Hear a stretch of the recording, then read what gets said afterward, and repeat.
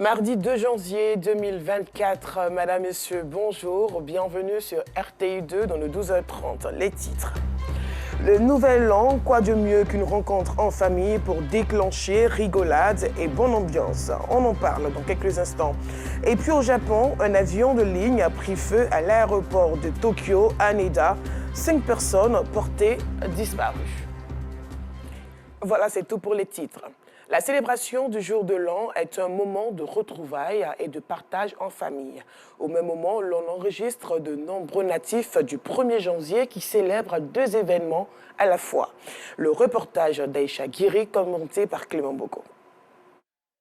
Au domicile de la famille Do, dans la commune de Yopougon, c'est une immense joie pour Gabriel de se retrouver avec toute sa famille ce 1er janvier qui marque sa date de naissance, celle de sa 15e fille et de son beau-fils.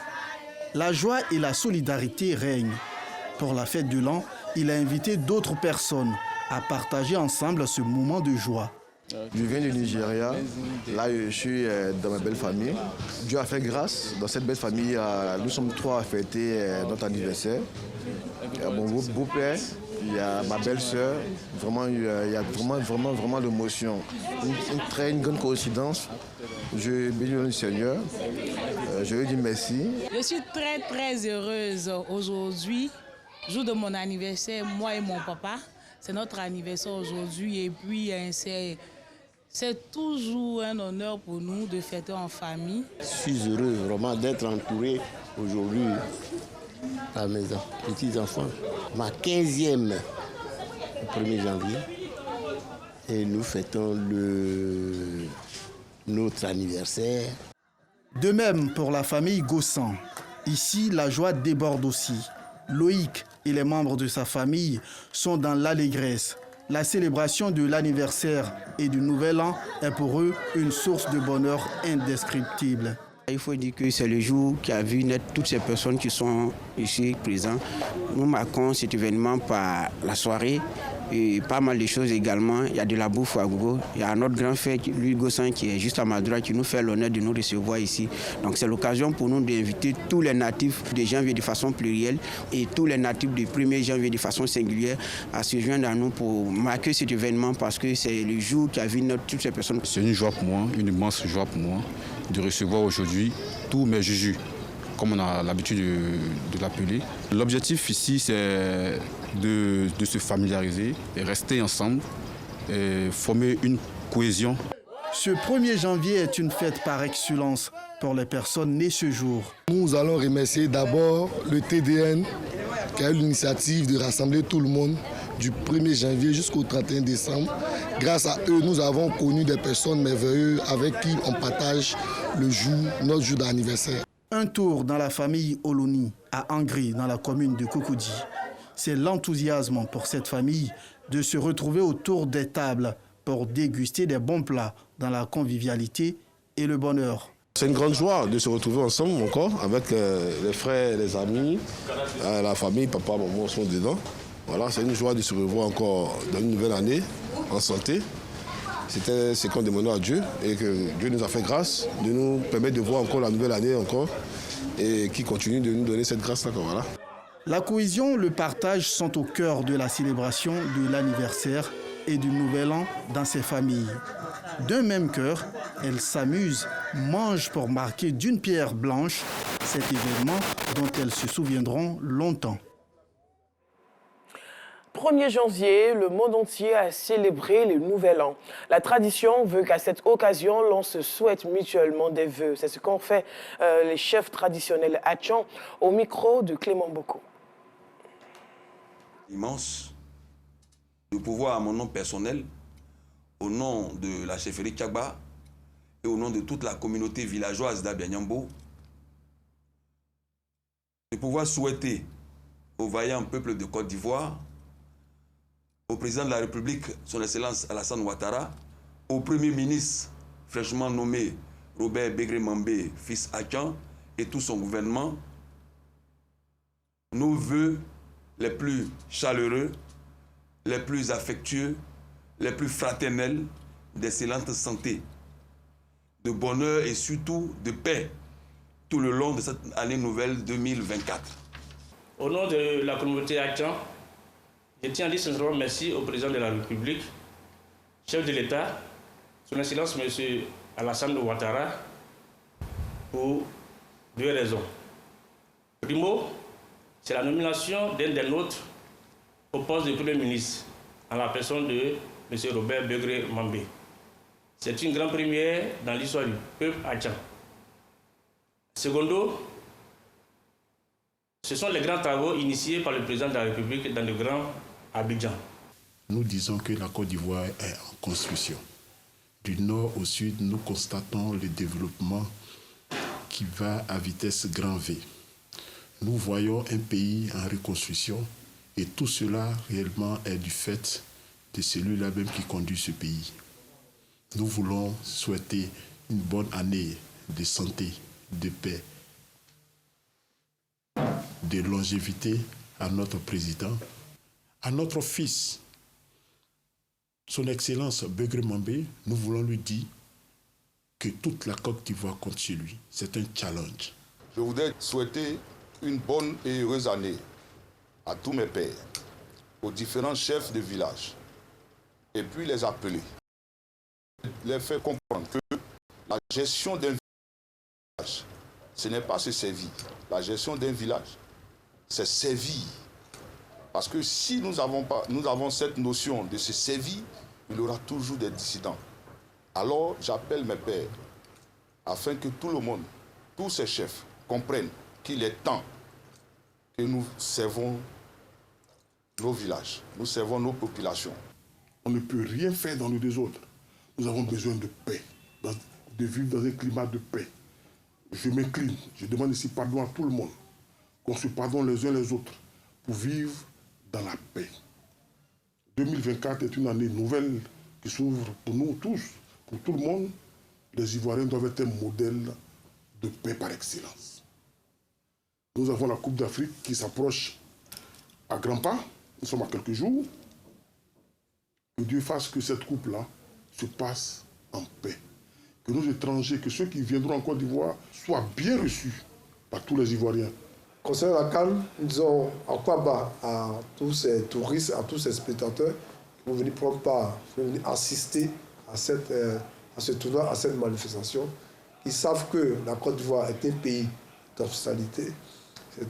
C'est Abidjan, c'est la joie comme on le dit. Bonne chance à nos éléphants. Nous savons que le trophée va rester en Côte d'Ivoire. Bonne heureuse année à toute la Côte d'Ivoire. Le 31 décembre était le réveillon du Saint-Sylvestre. Pendant que la population était en fête pour l'entrée dans la nouvelle année, ils étaient en poste dans leurs différents services. Eux, ce sont les agents de sécurité et de santé. Nos reporters Monsangaré et Kadhaï Bachil les ont rencontrés pour vous. Benjerville à Bata, le 31 décembre 2023, il est 22h. Cette nuit de la Saint-Sylvestre, pas de fête pour Mamadou et Didier. Agents de sécurité, ils passent le réveillon devant cette entreprise dont ils assurent la garde. C'est pas facile, mais nous sommes des hommes, des garçons, il faut qu'on vienne chercher pour la famille. Mon épouse, elle est bien d'accord pour ça, parce que je lui ai d'abord dit que non, c'est ce travail que je fais, elle a accepté ça, donc elle est obligée de me soutenir. Contre toute attente, ils reçoivent la visite de leur hiérarchie. Bon, vous allez bien? Vous allez bien? Oui, chef. Okay. Je suis content de vous et vraiment fier de vous. Joël Drodjomandé est le responsable de ces agents de sécurité. Depuis la tombée de la nuit, il effectue des visites inopinées pour s'assurer que ces agents sont à leur poste. C'est des visites qu'on fait chaque fin d'année pendant les périodes de fête pour voir si nos agents sur le terrain sont présents et que le service est bien fait. Et Dieu merci, ils sont tous à leur poste. Nous sommes très satisfaits. Je suis sur le 7e site et je pense que les choses vont de mieux. C'est très bon. Autre commune, autre service. Cette fois au Centre national des transfusions sanguines. Nous sommes dans la salle de distribution, poumon du centre. À Samoa est l'agent de garde. À 7 heures de la nuit, il a déjà traité une trentaine de cas de demande de poche de sang. On a servi les CHU, Les CHU, on est comme des soldats. Je suis très à l'aise parce que je dois faire mon travail, je dois faire mon boulot. Je suis très content. On doit sauver des vies. On est là pour ça, on est formé pour ça. Ici, la permanence est assurée sous la supervision du professeur Yassongui Sekongo, directeur général du CNTS, Centre national des transfusions sanguines. Nous sommes à la tâche. Nous avons prélevé suffisamment de sang, donc nous avons des concentrés de globules rouges qui permettent effectivement de corriger des anémies. Nous avons ce qu'on appelle du plasma qui permet de lutter contre des hémorragies qui pourraient survenir soit au cours d'un accident ou bien même une femme qui vient accoucher. Vous avez également des plaquettes qui sont également des éléments qui permettent d'arrêter des hémorragies et des saignements pour faire face à tout ce qui pourrait survenir comme maladie ou traumatisme qui nécessiterait d'utiliser des produits sanguins. Nous avons fait serment de servir la population, donc pour nous la fête c'est tous les jours. Ce soir donc, pas de fête pour ces agents de sécurité et agents de santé. Ce réveillon de la Saint-Sylvestre, ils le passent loin de leurs familles respectives. Cérémonie de remise de kits alimentaires dans la commune d'Abobo. Ces dons tout droit venus de la présidence de la République ont été offertes aux populations. La remise officielle a eu lieu à l'ancienne salle des mariages de la mairie d'Abobo. Clément Boko. Il s'agit de 300 sacs de riz de 25 kg, 125 cartons d'huile de 12 bouteilles, 63 cartons de pâte de tomates de 24 bouteilles et 1000 poulets. Des dons du chef de l'État à l'endroit des populations d'Abobo. Pour réceptionner ces vivres, les adjoints au maire et les chefs de communauté. Vraiment, cela va droit au cœur de la population d'Abobo. C'est parce que chacun ne peut pas venir s'exprimer. Sinon, c'est des dons qui soulagent des familles.